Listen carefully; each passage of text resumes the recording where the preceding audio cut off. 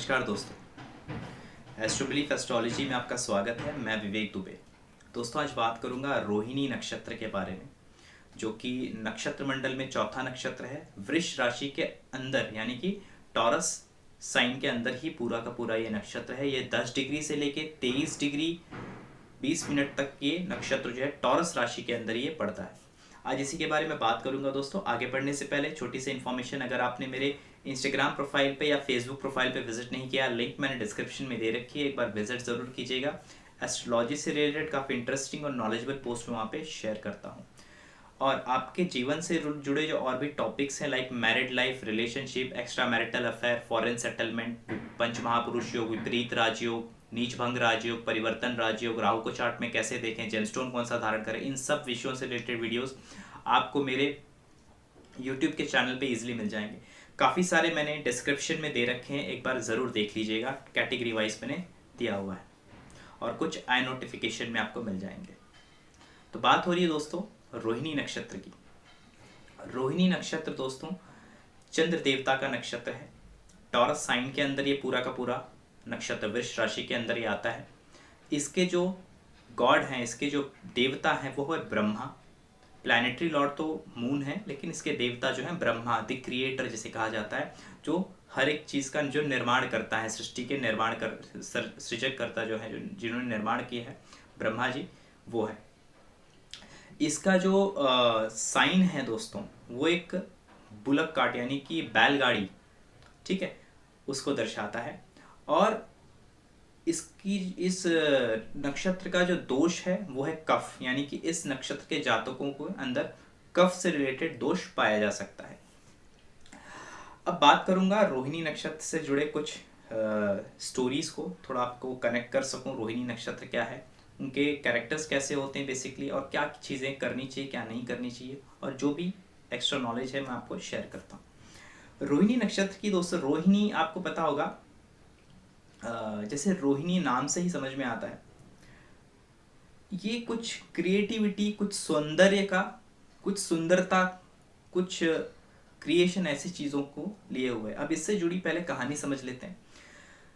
आपको पता होगा दोस्तों, जो 27 नक्षत्र हैं ये कहा जाता है ये चंद्र देवता की वाइफ्स हैं, उनके पास विजिट करते हैं बेसिकली।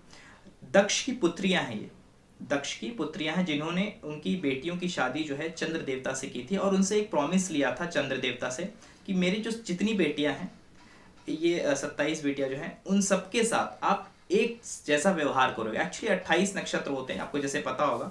अभिजीत जो कि श्री कृष्ण ने निगल लिया था, आपको बता दूं, महाभारत के समय एक्चुअली होते 28 नक्षत्र। अभिजीत जो है वो कॉन्स्टलेशन में नहीं है, उसका कुछ हिस्सा है जो कि उत्तराषाढ़ के कैप्रिकॉन के आसपास पड़ जाता है शुरुआत में ही, लेकिन उसकी एक्चुअल कोई पूरी अवधि नहीं है अभिजीत नक्षत्र की। 27 नक्षत्र मैं कह रहा हूँ यहाँ पे। तो जो 27 उनसे शादी की थी चंद्र देवता से दक्ष ने प्रॉमिस लिया था कि मेरी सारी जो बेटियां हैं सबके साथ एक समान प्रेम और सबको एक समान इज्जत आप दोगे। चंद्र देवता ने ये उन्हें प्रॉमिस किया था। अब हुआ ये कि चंद्र देवता, जैसे मैंने चंद्र देव पे स्पेशल एस्ट्रोलॉजी वीडियो में मैंने वीडियो बनाया हुआ है, आप देख सकते हैं चंद्र देवता का व्यवहार कैसा है, चंद्र होते क्या है एक्चुअली। तो चंद्र देवता हमेशा सुख की तलाश में रहते हैं, प्रेम, प्लेजर, सीकिंग ऑफ प्लेजर जिसे कह सकते हैं, सीकिंग ऑफ लव, रोमांस और कंफर्ट जोन, ये सारी चीज़ों के तलाश में रहते हैं हमेशा। तो कहीं ना कहीं जब वो रोहिणी के साथ बहुत ज़्यादा समय व्यतीत करने लगे, इससे जो बाकी के जो बेटियां थी, उन्होंने दक्ष को कंप्लेन कर दी कि चंद्रमा हमारे साथ गलत कर रहे हैं, वो हमारे साथ पक्षपात कर रहे हैं।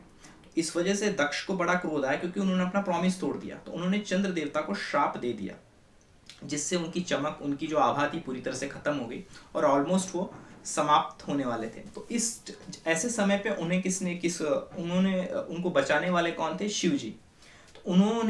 शिव जी ने उनका निवारण किया, और पूरी तरह से श्राप को काटा नहीं जा सकता था, इसलिए शिव जी ने कहा कि आप घटते बढ़ते रहोगे। यानी कि वैक्सिंग और वैनिंग मून का जो एक कंसेप्ट है वहीं से आया कि 15 दिन चंद्र बड़ा होता है और उसके बाद 15 दिन घटता है, उसकी चमक घटती बढ़ती रहती है। ये इस तरह से उनके श्राप का निवारण किया गया। तो यहाँ पे सबसे पहली बात क्या दिखता है, यहाँ पे मून जो है, जो सबसे अनस्टेबल जैसे मून होता है सबकॉन्शियस माइंड है हमारा, जो कि सबसे अनस्टेबल होता है।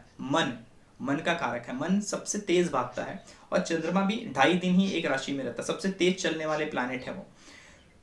तो यहाँ सबसे पहली चीज, यहाँ रोहिणी के पास वो ज्यादा समय व्यतीत करते हैं, बराबर। तो कहा यह जा सकता है कि यहाँ पे चंद्रमा को ठहराव मिलता है, थोड़ा सा मन जो है वो शांत रहता है, मन की जो उथल पुथल है वो कम रहती है रोहिणी में। और अब जब मन में उथल पुथल कम होगी तो फोकस होगा, मन फोकस होगा तो कुछ नया क्रिएट किया जा सकता है। तो यहाँ पे रोहिणी नक्षत्र जो है, एक तो टॉरस साइन, वीनस की साइन है, तो सौंदर्य इसके अंदर है, होना ही चाहिए। सौंदर्य यानी कि प्लेजर, लव, रोमांस, ये सारी चीजों से ये कनेक्ट होता है। संगीत जो भी है, म्यूजिक, आर्ट, इन सब चीजों से ये जुड़ता है ये नक्षत्र। रोहिणी नक्षत्र में, रोहिणी नक्षत्र की जो खासियत है ये दिखाता है कि कुछ बना लो, कुछ बना लेने की इच्छा, कुछ नया। जहां पे भी रोहिणी नक्षत्र होगा आपके चार्ट में, उसमें कोई भी प्लैनेट बैठा होगा बेसिकली, अगर उस प्लैनेट से जुड़ी जो चीजें होंगी आप उसको डिक्टो कॉपी करना पसंद नहीं करोगे, आप वहां पे कुछ ना कुछ अपना ऐड करना चाहोगे, कुछ अपनी पहचान देना चाहोगे उसको। तो आपकी खुद की क्रिएटिविटी पे आप ज्यादा बिलीव करोगे। और रोहिणी नक्षत्र वालों में ये कलात्मक चीजें देखी जाती हैं, कुछ क्रिएशन, यानी कि कुछ ना कुछ आर्टिस्टिक थिंग, कुछ ना कुछ बना लेने की जो उनकी चित्त की अवस्था कुछ ऐसी होती है कि वो कुछ बना लेना चाहते हैं, कुछ नया क्रिएट करना चाहते हैं। ये रोहिणी नक्षत्र वालों की एक पहली खासियत होती है। लव, प्लेजर, रोमांस, ये अलग चीज़ है, ये होती है उनके अंदर। भोग विलास की जो प्रवृत्ति है चंद्रमा की वो होगी, इमोशन। लेकिन जैसे मैंने कहा यहाँ पे स्टेबिलिटी है सबसे इंपॉर्टेंट चीज, जो कि चंद्रमा को और कहीं जल्दी नहीं मिलती है। टॉरस साइन पृथ्वी तत्व साइन है, ये भी स्टेबिलिटी को दर्शाता है। रोहिणी के पास, स्टोरी के मुताबिक रोहिणी के पास वो ज़्यादा टाइम रुकते थे, तो यहाँ भी पता चलता है कि यहाँ पे भी चंद्रमा थोड़े से स्टेबल होने की कोशिश कर रहे हैं। यहाँ पे जो सुख और जो प्लेजर उन्हें मिल रहा है, जो भोग उन्हें मिल रहा है, उससे वो ज़्यादा संतुष्ट है, तो यहाँ पे वो ज़्यादा समय व्यतीत कर रहे हैं। रोहिणी नक्षत्र का संबंध जो है वो श्री कृष्ण जी से भी है। आपको, जिससे मैंने कहा, कई बार चंद्रमा के ऊपर कई बार लांछन लगे हुए हैं, और उसी तरह से अगर आप देखोगे श्री कृष्ण के जीवन में भी कई बार उनके ऊपर लांछन लगे हैं। महाभारत के वक्त लड़ाई का लांछन उनके ऊपर लगा और उनको श्राप भी दिया गांधारी जी ने, जो कि उन्होंने एक्सेप्ट किया। उसके बाद आप देखोगे कई जगह पे श्री कृष्ण ने दूसरों के श्राप को फलित होने दिया, क्योंकि वो परमात्मा थे, वो चाहते तो श्राप फलित नहीं होता, क्योंकि परमात्मा के चाहने पे ही श्राप जो होता है वो फलित होता है। लेकिन श्री कृष्ण को जिन्होंने भी श्राप दिया, श्री कृष्ण ने उसे फलित होने दिया अपने ऊपर। जैसे कि गांधारी जी ने श्राप दिया कि पूरा यदुवंश तुम्हारा एक दिन पानी में डूब जाएगा, यानी कि समुद्र में पिस जाएगा, और एक दूसरे को सारे यदुवंशी मार डालेंगे। और ये श्राप चाहते तो वो अपने पे फलित नहीं होने थे, परमात्मा थे वो, लेकिन उन्होंने इसे फलित होने दिया। बहुत सारे लांछन महाभारत से लेके हर जगह, रणछोड़ यानी कि रण छोड़ के भागने वाले, ऐसे कई सारे नाम दिए गए, आप देखोगे। सेम चीज चंद्रमा के जीवन में भी कई बार लांछन लगा है, जिसकी वजह से उन्हें दोष लगे हैं कई बार। और एक कथा होगी, आप उस कथा के बारे में भी जानते होंगे चंद्रमा से, जो कि श्री गणेश जी से है, चतुर्थी से रिलेटेड है। चतुर्थी लोग मनाते हैं। आई थिंक उस दिन आपने सुना होगा कि चंद्रमा को नहीं देखना चाहिए। आप जो लोग थोड़ा बहुत, जिनके घर में ऐसी बातें चलती होंगी, उनको पता होगा कि उस एक ऐसा दिन होता है जहाँ पे आप गणेश जी का चतुर्थी के आसपास, जिसमें आपको नहीं देखना होता है, चंद्रमा की तरफ आप नहीं देखोगे। कहते हैं उस दिन आप चंद्रमा की तरफ देखोगे तो आपके ऊपर अनवांटेड ब्लेम, किसी न किसी उस अनिष्ट कारक के आपके ऊपर कोई ब्लेम लग सकता है अनवांटेड। वो कथा ऐसी है कि रिद्धि सिद्धि जो है वो गणपति जी के जो पत्नियां थी, रिद्धि और सिद्धि, उनके साथ वो भ्रमण कर रहे थे, तो उनको देखकर चंद्रमा और रोहिणी ने उनका उपहास बना दिया। उपहास यानी कि उनका मजाक उड़ाया कि इनको दुनिया में कोई और नहीं मिलेगा जो अपनी दोनों बेटियों की शादी इससे, गजराज से कर दिया उन्होंने। मतलब उनके जो गणेश जी हैं, उनका एक उपहास बनाया, उनके जो फिजिकल उनका इमेज था उसका उन्होंने मजाक बनाया। इस वजह से गणेश जी को क्रोध आया और उन्होंने अगेन श्राप दिया था उन्हें। तो वो श्राप के वजह से भी चंद्र देवता काफी दिनों तक पीड़ित थे, बेशुद्ध थे। तब रोहिणी ने शिव जी की अगेन आराधना की, तो महापार्वती जी जो थी उन्होंने हेल्प किया कि आप गणेश जी की प्रार्थना करो। फिर उन्होंने गणेश जी की प्रार्थना की। आफ्टर दैट कहीं जाके उनको ये वापस गणेश जी ने उनको अपने श्राप से मुक्त किया। यानी कि वहां पे भी उन्होंने कहा कि आपके ऊपर, बोलते ना कि वो जो दाग है, चंद्रमा पे दाग है, वो कहीं ना कहीं पता चलेगा कि हाँ इस वजह से आपके ऊपर ये दाग है कि आपके ऊपर लांच अनवांटेड जो आप ब्लेम करते हो वो आप नहीं करोगे दूसरों के फिजिकल बॉडी पे।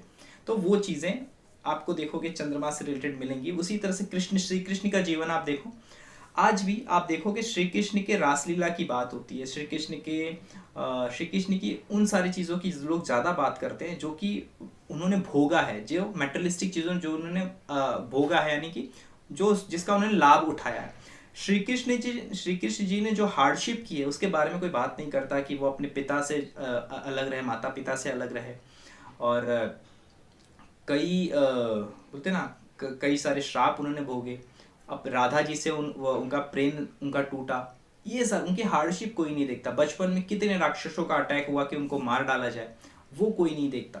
तो ऐसे कई सारे आपको दिखेंगे जहाँ पे ना कि कोई इस चीज़ के बारे में चर्चा नहीं कर रहा है यहाँ पे कि श्री कृष्ण जी की हार्डशिप कितनी थी। इतने योगी पुरुष थे श्री कृष्ण जी, उनको पूर्ण परमात्मा कहा गया था, आपको मालूम होना चाहिए। आंशिक अवतार कहा गया था श्री राम जी को, तो वहीं श्री कृष्ण जी को पूर्ण अवतार कहा गया था, तो वो पूर्ण परमात्मा थे, आपको मालूम होगा। लेकिन उनका आप देखोगे लोग उनके बोलते ना कि जो उन्होंने भोग विलास किया उसके बारे में चर्चा ज़्यादा है, उनके हार्डशिप की चर्चा नहीं है। ये टॉरस साइन की, और टॉरस साइन स्टेबिलिटी देता है थॉट्स में। कृष्ण जी की स्टेबिलिटी आप देखिए, पूरे महाभारत में अकेले मुस्कुरा रहे थे वो, बहुत गजब की स्टेबिलिटी का उन्होंने उदाहरण दिया है।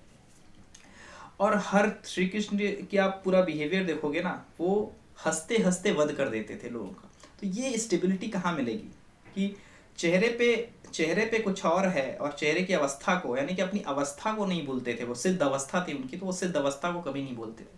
तो ये चीज़ थी, हमें समझ में आती है कि क्या रोहिणी वालों के लिए क्या है। रोहिणी वालों का एक चीज़ है कि जब वो उनके जीवन में जो अच्छा चल रहा होता है ना, लोग उसके बारे में ना ज़्यादा आंख गड़ा के देखते हैं कि यार ये बहुत अच्छा है, इसका ये चल रहा है और इसके वजह से ना इसको इतना बेनिफिट मिल रहा है। लेकिन उसके लिए जो उसने हार्डशिप की, जो उसके लिए उसने जो तपस्या किया, वो लोग इग्नोर कर देते हैं, उस पर उनका ध्यान नहीं जाता। और इसी वजह से कई लांछन, रोहिणी वालों को मैं कहूँगा लांछन लगने से बचना चाहिए। अनवांटेड ब्लेम लगने की आपके ऊपर गुंजाइश बहुत होती है, उससे भी आपको बचना चाहिए। लोगों के आंखों में नहीं आना चाहिए, मैं तो कहूँगा ज़्यादा आपके लिए अच्छा होगा। तो लोग को जलन, ऐसी चीज़ें आपको लेके ज़्यादा होती हैं, क्योंकि जो आपका जो अच्छा है ना, जो जीवन में आपके अच्छा चल रहा है, लोग उसको ज़्यादा नोटिस करेंगे, ना कि आपने जो हार्डशिप की आपके लाइफ में उसको ज़्यादा लोग नोटिस नहीं करेंगे। और वैसे भी अगर आप देखोगे तो आजकल की टेंडेंसी लोगों की वैसी बन गई है। और दूसरी चीज़, रोहिणी वाले जो भी करते हैं उसे उनको उस चीज़ का घमंड नहीं होना चाहिए। पहली बात तो घमंड अगर करते हैं तो वो अपने ही पाथ को नीचे की तरफ लेके जाएंगे। क्यों? क्योंकि इसके क्रिएटर जो है वो ब्रह्मा जी हैं। ब्रह्मा जी क्या दिखाते हैं, ब्रह्मा जी की स्टोरी है, जब वो सृष्टि वो बनाते थे काफ़ी, तो फिर उनको लगा कि त्रिदेवों में मैं श्रेष्ठ हूँ, और उसी वजह से कई बार मतलब उन्होंने अपने गुरूर का प्रदर्शन किया कि मैं अगर सृष्टि नहीं बनाऊंगा तो फिर सृष्टि रुक जाएगी। तो ब्रह्मा की बात हो रही थी, तो इतना जो उनके अंदर अहंकार आ गया, तो उनका एक सिर जो था वो शिव जी ने काट दिया था। तो वो अहंकार का जो सिर था, जिसमें अहंकार आ गया था, वो सिर वो धड़ से अलग कर दिया शिव जी ने। तो कहीं ना कहीं अगर आप अपने काम को लेके बहुत ज़्यादा गुरूर आ जाता है कि ये मेरे अलावा कोई कर ही नहीं सकता, इतना अच्छा कोई नहीं करेगा, तो कहीं ना कहीं वहीं से आपका पतन होना शुरू हो सकता है, यानी कि आप डाउनफॉल की तरफ जा सकते हो। तो ये आपको नहीं करना है, ये रोहिणी वालों को ये नहीं करना चाहिए। रोहिणी वाले जो के जीवन में अगर कोई बाधा है, कोई प्रॉब्लम है, तो बहुत ज़्यादा उनके लिए इफेक्टिव होगा कि आप शिव जी की आराधना करें, महामृत्युंजय का जाप कराएं, बहुत ज़्यादा आपको सूट करेगा। क्योंकि महामृत्युंजय का ही जाप किया था चंद्र देवता ने अपनी मुक्ति के लिए, इसीलिए मैं कह रहा हूँ। और सोमवार का आप व्रत रहें, सोमवार का, या फिर दूध वगैरह चढ़ाएं तो ज़्यादा अच्छा होता है। अगर कोई प्रॉब्लम चल रही है हेल्थ वगैरह से रिलेटेड, तो महामृत्युंजय, और नॉर्मल जीवन में अच्छा रहने के लिए सोमवार का व्रत और शिव जी की आराधना, या फिर आप शिव जी को मिल्क वगैरह चढ़ाएं सोमवार को, काफ़ी ज़्यादा सूटेबल रहे। और रोहिणी नक्षत्र वाले बेसिकली आर्टिस्टिक स्वभाव के, शांत, स्टेबल होते हैं। हालांकि कभी कभी इनमें क्रोध देखा जाता है। क्रोध क्यों होता है? क्योंकि श्री कृष्ण का बिहेवियर भी ऐसा ही था।